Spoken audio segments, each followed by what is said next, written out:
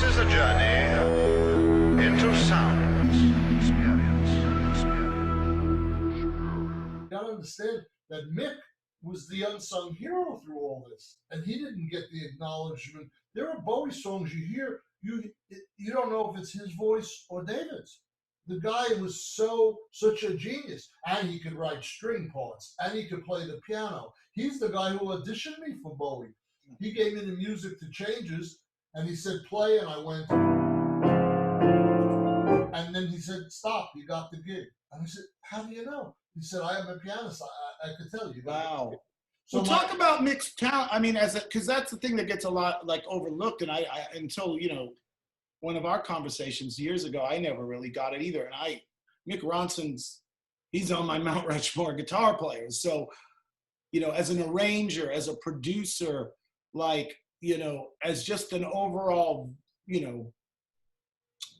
visionary musician, how much he really brought to the equation.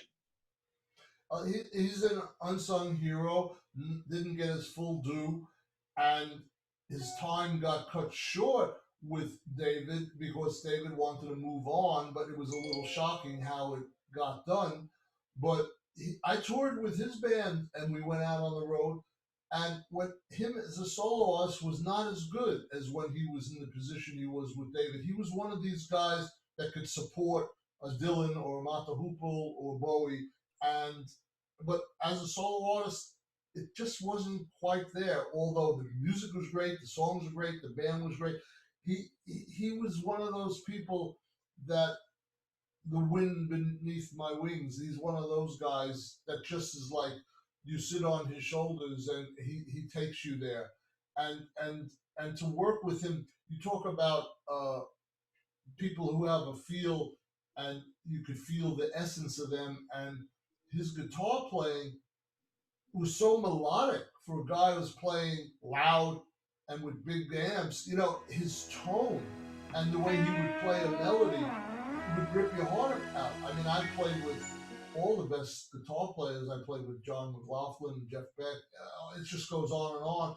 But Mick had the best feel of all of them for exactly the reasons you said. His tone, I mean, to me, that was his whole tone and everything he did. The tone was a reflection of his heart and who he was. So I was very comfortable. He also gave me the best advice of any other musician. He told me only to pick and choose the record dates that I like. Don't do too many studio dates. He said you'll become white toast and they'll just suck you up and use everything you have. So I pick and choose to this day, I pick and choose the things I like. There've been times when you need money and you just have to do some shit. Or there are times as a mentor I helped other artists and I didn't mind playing and I knew their albums weren't great, but I was supporting them and that helped build their confidence. But in terms of pure art, he was trying to say really pick and choose those magical moments, and that's what I did.